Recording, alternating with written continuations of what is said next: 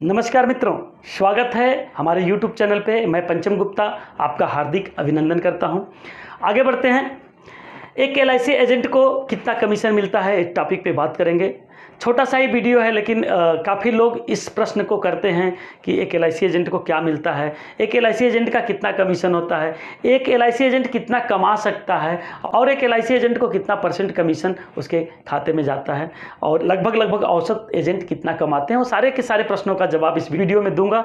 Video को आखिरी तक देखिएगा। वीडियो पसंद आए तो लाइक ज़रूर करिएगा।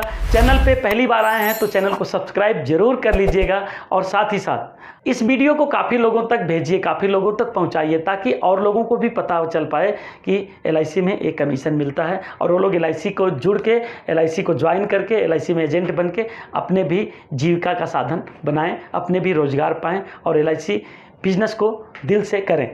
तो आइए बात करते हैं एक LIC एजेंट को कितना कमीशन मिलता है। मित्रों, सबसे पहले बात करेंगे LIC एजेंट कितना कमा सकता है।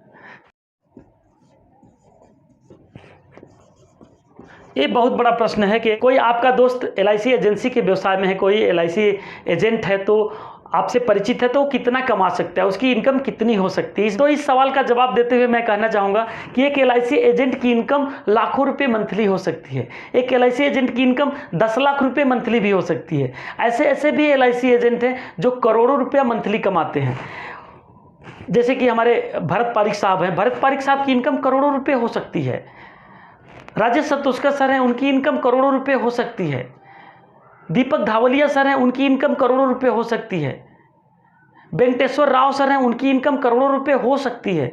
लेकिन ऐसे भी एजेंट हैं जो साल में एक पॉलिसी करते हैं, चाहे एक भी नहीं करते तो इनकी इनकम 0 भी हो सकती है। यानी इस प्रश्न का सबसे सटीक उत्तर है कि 0 टू मैक्सिमम जो भी कह लीजिए, 0 भी हो सकती है और मैक्सिमम भी हो सकती है। यह उसके मेहनत करने, उसके काम करने, उसके पॉलिसी करने, उसका प्रीमियम कलेक्ट करने और उसको रिन्यूअल कलेक्ट करने के ऊपर निर्भर करता है कि उसकी इनकम कितनी हो सकती है। और परसेंटेज की बात करें तो मैं आपको बता देता हूं, जितना भी बिजनेस अभी तक आपने किया है या एक LIC एजेंट ने जितना भी बिजनेस किया है उसका 5% के आसपास रिन्यूअल प्रीमियम पे कमीशन मिलता है।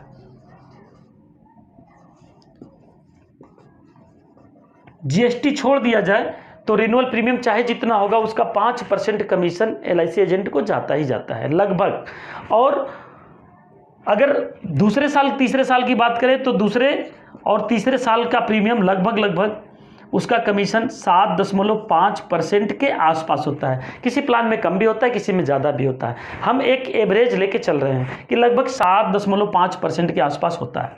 और पहले साल की अगर बात करें तो पहले साल उसकी इनकम 2% भी हो सकता है, उसकी इनकम 35% भी हो सकता है।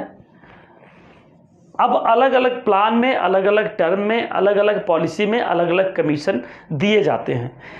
2% यानी अगर कोई सिंगल प्रीमियम की पॉलिसी बेचता है, 1 लाख, 2 लाख, 4 लाख रुपए FD जैसा फिक्स करता है LIC में, तो उसको 2% के आसपास कमीशन मिलता है। अगर कोई 15 साल से ऊपर का इंडोमेंट प्लान बेचता है, बंदोबस्ती योजना बेचता है, जिसमें उसको 15 साल से ऊपर प्रीमियम भी जमा करना है, तो उसको 35% कमीशन मिल सकता है। इस 35% कमीशन में बोनस कमीशन भी होता है। बोनस कमीशन उस एजेंट को मिलता है जो 6 पॉलिसी से ज़्यादा अपना MBG पूरा करके जब बिजनेस करता है तो उसको 35% कमीशन विथ बोनस मिलता है। बोनस को हटा दिया जाए तो 28% पड़ेगा, 20% पड़ेगा, 15% पड़ेगा, 10% पड़ेगा, ऐसे करके होता है। अलग अलग प्लान में अलग अलग कमीशन मिलता है। लेकिन एन एवरेज माने तो ये 5% तो लगभग गारंटी होता है। दूसरे तीसरे साल भी पॉलिसी चलती तो 7.5% लगभग मिलता ही मिलता है। और ये 2% का कमीशन सिंगल प्रीमियम पे मिलता है और अगर रेगुलर प्रीमियम है तो 35% तक कमीशन मिल सकता है। तो ये रहा मैक्सिमम कमीशन, और इतना कमीशन एक LIC एजेंट को मिल सकता है। अब कोई LIC एजेंट, अब इसको ऐसे समझते हैं, इंडिया में जितनी भी पॉलिसी बेची जाती है उसका एवरेज प्रीमियम लगभग 8,000 के आसपास आता है। 8,000 रुपये सालाना, 10,000 रुपये सालाना के आसपास आता है, 8,000 से 10,000 रुपये। और अगर 8,000 ही एवरेज माना जाए तो इसका अगर 25% एवरेज कमीशन माना जाए तो एक पॉलिसी बेचने पे 2,000 रुपया लगभग एक LIC एजेंट को मिलता ही मिलता है। और 2,000 रुपये कमाने के लिए उसको बहुत मेहनत करना पड़ता है, जाना पड़ता है, लोगों से मिलना पड़ता है, पॉलिसी सेलिंग का पूरा तरीका लगाना पड़ता है, टेक्निक लगाना पड़ता है, क्लोजिंग में बहुत मेहनत करनी पड़ती है, कभी कभी तो कुछ गिफ्ट भी देना पड़ता है, कभी कभी चाय पिलाना पड़ता है, कभी कभी नाश्ता खाना लंच वगैरह भी कराना पड़ता है, तो अलग बात है। लेकिन ये 2,000 रुपया मिलता है और अगर आप कुछ खर्च करते हैं एक्स्ट्रा तो हो सकता है 8,000 की जगह 80,000 की पॉलिसी हो जाए। हो सकता है कस्टमर ऐसा हो कि 8 लाख रुपये सालाना की पॉलिसी करा ले, वो तो आपके कैपेबिलिटी के ऊपर, आपके अनुभव के ऊपर, आपके एक्सपीरियंस के ऊपर, या यूँ कर लीजिए आपके पास जितनी नॉलेज है उसके ऊपर निर्भर करता है कि आप कितनी बड़ी पॉलिसी बेच सकते हैं। और 2,000 रुपये की जगह 20,000 रुपये भी कमा सकते हैं, 2 लाख रुपये भी कमा सकते हैं, ये आपके मेहनत के अनुसार कमीशन बनता है। दूसरी चीज़ मैं बताना चाहूँगा माय डियर फ्रेंड्स कि एक एवरेज मान के चला, अगर कोई 100 पॉलिसी साल में करता है तो 100 पॉलिसी का मतलब कि 2 लाख रुपया उसका कमीशन हो सकता है सालाना। अगर कोई 300 पॉलिसी करता है तो उसका 6 लाख रुपया सालाना पॉलिसी हो सकता है। और कोई अगर 500 पॉलिसी कर दिया तो उसका 10 लाख रुपया सालाना कमीशन हो सकता है, उसका 10 लाख रुपया कमीशन सालाना हो सकता है। और एक कमीशन उसको अगर 10 लाख रुपया मिलता है तो निश्चित तौर से मैं समझता हूं कि उसका MDRT भी कोटा पूरा हो जाएगा, उसका क्लब मेंबर का भी कोटा पूरा हो जाएगा, और भी बहुत कोटा हैं जो पूरे हो सकते हैं, बहुत टारगेट उसका पूरा हो सकता है। तो एक LIC एजेंट को बहुत ज़्यादा कमीशन मिलता है, लेकिन मेहनत करना पड़ता है, बगैर मेहनत किए कमीशन नहीं मिलता है। उसको मेहनत करना पड़ता है, उसको दिल जान लगाना पड़ता है, उसको दिन रात मेहनत करनी पड़ती है, तब जाके उसको एक अच्छा सा कमीशन, अच्छा सा एसेट तैयार होता है, अच्छा सा उसका इनकम बनता है।